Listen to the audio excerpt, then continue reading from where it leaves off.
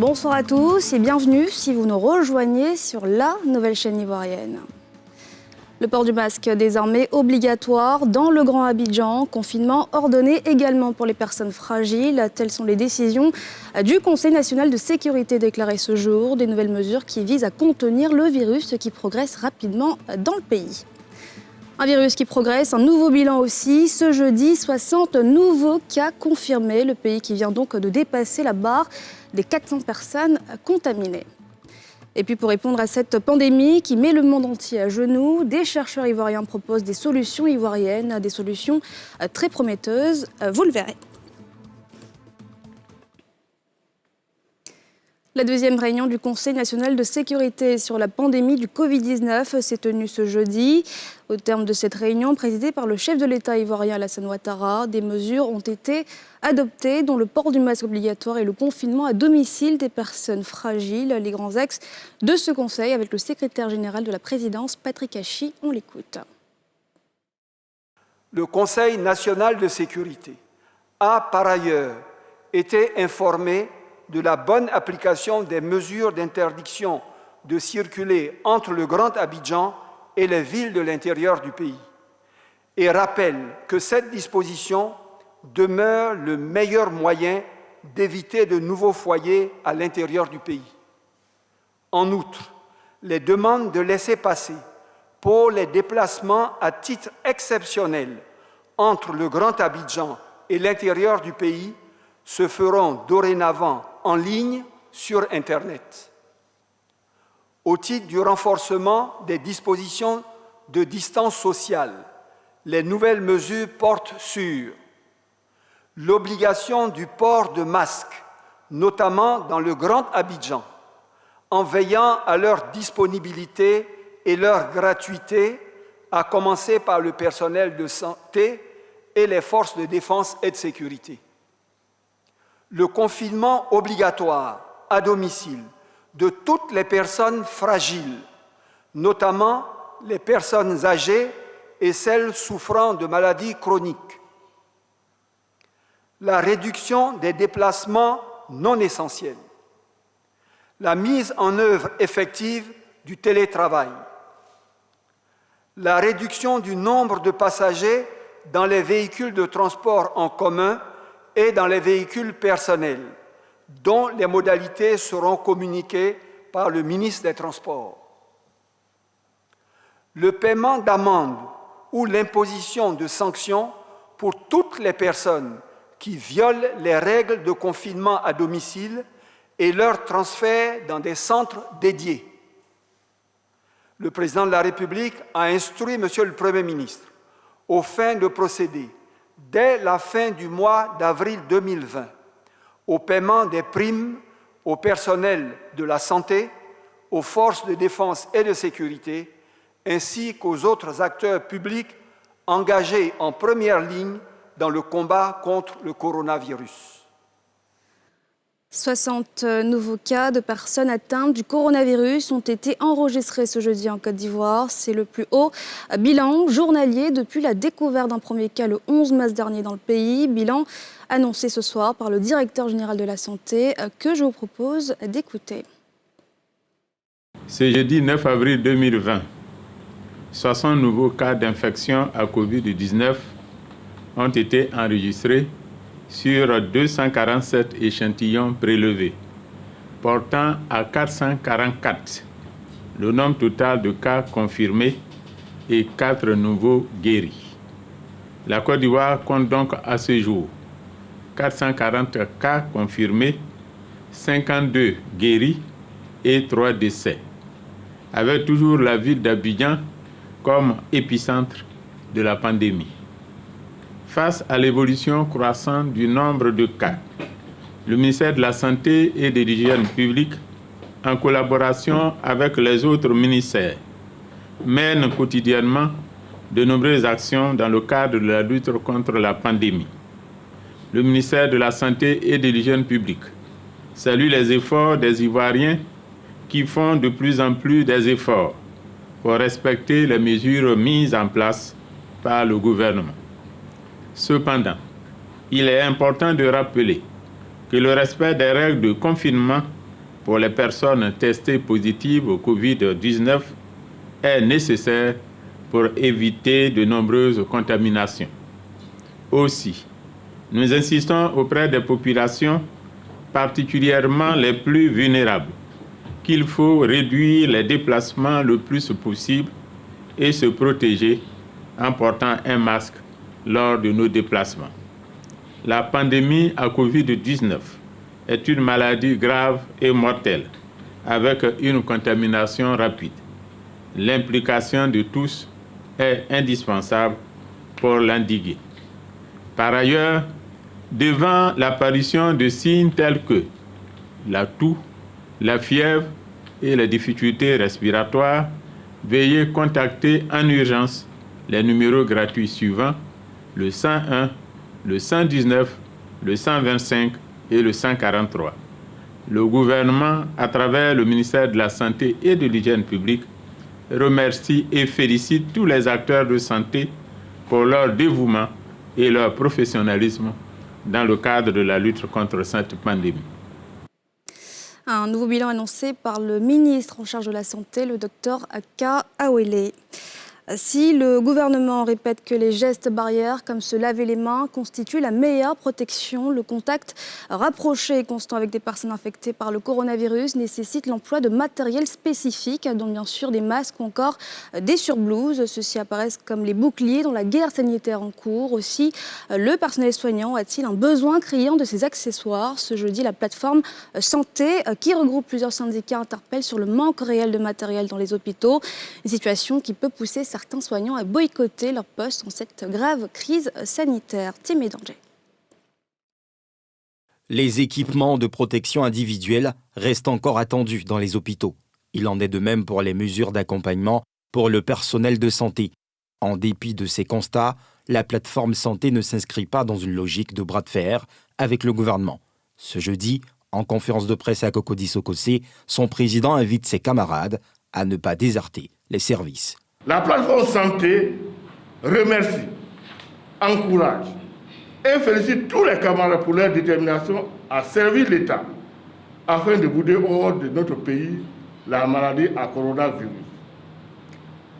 Elle exhorte les camarades à demeurer à leur poste de travail et rassure de sa volonté d'œuvrer pour l'amélioration de leurs conditions de vie et de travail. Déplorant, par ailleurs, une lenteur dans la distribution des kits de protection des agents et l'absence de circuit de malades du Covid-19, la plateforme interpelle le ministère de tutelle.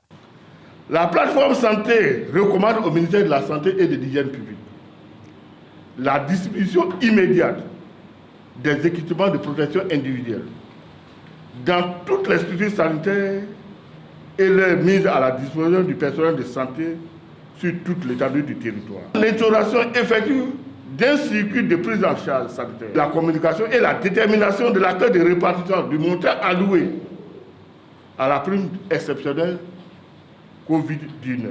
Pour sa part, au nom de la centrale syndicale à laquelle la plateforme est affiliée, Nyanya Zadi a salué les mesures prises par l'État avant d'interpeller sur la situation des travailleurs. L'État a fait des efforts qu'il faut saluer. Dans un plan de riposte de 1700 milliards, on a vu au niveau du secteur privé, des efforts sont faits au niveau de l'ensemble des concitoyens, tout en leur disant merci. Nous les encourageons à faire plus. Et à faire en sorte qu'au niveau du secteur privé, où nous dénonçons déjà, n'est-ce pas, une sorte de mise au chômage massif, que l'État veille à ce qu'il y ait des mesures d'accompagnement pour que des gens ne profitent pas de cette situation pour, n'est-ce pas, pousser nos camarades à la misère et n'est-ce pas, à la mort. Lors de cette conférence de presse, la plateforme a démenti la rumeur annonçant 6 médecins infectés au Covid-19. Seuls 2 infirmiers, dira-t-il, ont été testés positifs. Et pour faire face à cette pandémie qui gagne du terrain en Côte d'Ivoire, des chercheurs ivoiriens sont en pleine ébullition pour trouver des solutions ivoiriennes. Ils ont présenté ce jeudi quelques réponses à cette crise qui met le monde entier à genoux. Reportage. Une solution hydroalcoolique à base d'extraits de plantes renfermant des molécules actives antivirales, antibactériennes et antifongiques, c'est l'une des premières réponses des chercheurs de l'université Félix Houphouët-Boigny d'Abidjan-Cocody. C'est ici au Centre national de floristique que ce désinfectant 100% bio, made in Côte d'Ivoire, a été conçu. Ce jeudi, l'équipe de chercheurs présente fièrement le fruit d'un mois de recherche. Toutes ces plantes ont été récoltées ici au Centre national de floristique, qui est l'espace dédié à la conservation des plantes de Côte d'Ivoire et d'Afrique. Ce produit, il est, je dirais, atypique en ce sens qu'il est purement naturel. C'est un produit qui intègre les effets de l'alcool qu'on connaît habituellement et les effets bactéricides, fongicides, virucides des substances naturelles. À cette solution vont s'ajouter 2 autres réponses dédiées au traitement des patients du coronavirus. Et déjà les 6 brevets, il y a 2 qui sont déjà homologués au niveau ivoirien, qui sont déjà sur le terrain, le NECO et le Prorani. Les tests ont été quand même faits au niveau recherche et qui sont très efficaces. En attente de validation par le gouvernement, ces solutions font déjà la fierté de la présidence du premier temple ivoirien du savoir. Elles viennent en effet confirmer que des chercheurs du pays trouvent des réponses aux préoccupations de la société. Ce produit qui vient d'être mis au point est encore plus complet que ce que vous avez l'habitude de voir. Aujourd'hui, nous pouvons l'affirmer au monde entier que les chercheurs qui se trouvent en Côte d'Ivoire, il en existe. Des validations par le gouvernement, le désinfectant va être mis sur le marché. Concernant les solutions pour le traitement, leur validation reste liée aux résultats des tests sur des patients du Covid-19 et l'agrément de l'OMS. Et puis le gouvernement avait annoncé il y a quelques jours un vaste plan économique à hauteur de 1 700 milliards de francs CFA, un montant pour répondre à l'impact du Covid-19 sur les activités économiques des Ivoiriens. Et parmi ces activités fortement impactées, les petites et moyennes entreprises. Elles se verront allouer, selon le secrétaire d'État auprès du ministre du Commerce, la somme de 200 milliards de francs CFA. Salif Yalekwe. 200 milliards de francs CFA. C'est le montant mis en place pour soutenir les petites et moyennes entreprises éprouvées en raison de la crise du Covid-19. Pour donner des détails sur ces fonds, le point de presse gouvernemental quotidien recevait ce jeudi le secrétaire d'État en charge des PME. 40 milliards pour alimenter le fonds de garantie aux PME. C'est un fonds qui permettra non seulement maintenant d'accompagner les PME qui donc ont certaines difficultés au niveau des banques, alors qu'en ce moment, elles ont des marchés à exécuter, mais que la situation donc, crée des difficultés d'accompagnement. Et 60 milliards permettra d'accompagner donc, les entreprises à travers un soutien direct. Quant aux bénéficiaires, Félix Anoblé a indiqué que les critères d'éligibilité, de même que les mécanismes de gestion, sont en cours d'élaboration entre les différents ministères techniques. Par ailleurs, il a invité les acteurs des PME à contribuer à l'arrêt de la propagation de ce virus. Nous demandons à ceux qui exercent donc des activités qui les obligent à être en contact avec leurs clients de faire l'effort, non seulement d'avoir dans leurs ateliers, en ce qui concerne les coiffeurs, les coiffeuses, les couturiers et tout, un client à la fois, mais de pouvoir donc porter des masques pour donc barrer la propagation de ce virus et de pouvoir porter des gants pour essayer donc de freiner l'évolution donc de cette maladie. Les PME représentent 98% des entreprises formellement constituées en Côte d'Ivoire. Et c'est Libération, on vous le disait hier, pour éviter la propagation du coronavirus dans la très surpeuplée maison d'arrêt et de correction d'Abidjan. Sur décision du Conseil des ministres, c'est près de 2000 prisonniers qui vont être libérés. Mais pour les milliers d'autres restants, du matériel de prévention a été distribué ce jeudi par le ministère en charge de la solidarité. Pierre Dipomélin, Fulgence Kissiedou. Les détenus et le personnel pénitentiaire de la MACA, maison d'arrêt et de correction d'Abidjan, réceptionnent du matériel de protection contre le Covid-19 et des produits alimentaires.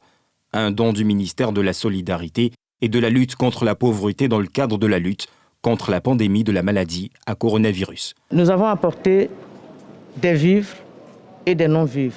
Dans les non-vivres, il s'agit essentiellement de kits de protection pour aider le personnel pénitentiaire, mais également les pensionnaires à adopter les gestes qui sauvent, adopter les mesures barrières. Nous sommes vraiment très contents de recevoir ces vivres et ces non-vivres par le gouvernement.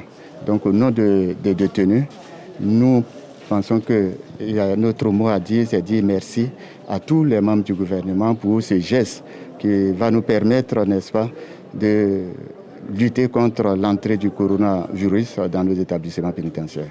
La MACA compte 7417 pensionnaires. Jusqu'à aujourd'hui, aucun cas de contamination n'a été signalé. Dès que le premier cas de coronavirus a été signalé en Côte d'Ivoire, nous avons d'ores et déjà, au niveau de la MACA, initié la formation du personnel médical, aussi bien dans la prévention, dans les mesures à prendre, qu'au cas où un cas survenait. Les 34 maisons d'arrêt et de correction que compte le pays vont être dotées des mêmes produits. Une chaîne de solidarité lancée par le gouvernement dès le déclenchement de la crise sanitaire permet à la ministre de la Solidarité de faire le tour des couches sociales démunies du pays. À l'étranger, le torchon brûle entre Donald Trump et l'OMS. Le président américain accuse l'agence onusienne d'avoir aidé la Chine à dissimuler la gravité de l'épidémie. En réponse, ce mercredi, l'OMS fustige à son tour le président américain, dénonçant une politisation de la crise. Les précisions de Yili Traoré. Critique acerbe de Donald Trump contre l'Organisation mondiale de la santé. Le président américain juge la réponse de l'OMS trop naïve face à la pandémie de Covid-19, qui fait des milliers de morts dans le monde. Une déclaration faite mardi lors de sa conférence de presse quotidienne sur la maladie à coronavirus. Ils se sont trompés. Ils auraient pu avertir des mois plus tôt. Ils l'auraient su. Et ils auraient dû le savoir. Et ils le savaient probablement. Donc nous allons examiner cela très attentivement et nous allons mettre un frein aux dépenses de l'OMS. Nous allons mettre un frein très puissant à ces dépenses et nous allons voir. En cette période de campagne électorale, qui a vu d'ailleurs Bernie Sanders se retirer au profit de Joe Biden, l'OMS a dénoncé, en réaction, une politisation de la crise. Pas de politisation, pas besoin d'utiliser le Covid-19 pour marquer des points politiques, pas besoin. Vous avez bien d'autres façons de faire vos preuves. Ce n'est pas le virus qu'il faut utiliser pour la politique. C'est comme jouer avec le feu. Ce à quoi le président Donald Trump a répondu. Il menace désormais de réduire sa participation financière à cette agence de l'ONU qu'il juge très centrée sur la Chine. Donc, quand le chef de l'OMS parle de politiser, il politise, cela ne devrait pas être le cas. En attendant, nous retenons notre contribution au budget de l'OMS. Nous voulons dire que c'est très injuste.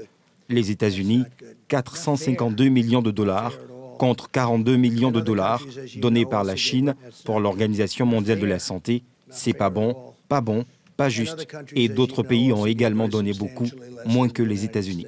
En nombre de cas, les États-Unis sont aujourd'hui le pays le plus touché par la pandémie de coronavirus, avec plus de 400 000 cas confirmés et près de 15 000 décès. Pour Antonio Guterres, le secrétaire général des Nations Unies, l'heure n'est pas aux polémiques, mais plutôt à l'unité, estimant que l'OMS doit être soutenue car essentielle pour gagner cette guerre contre le Covid-19.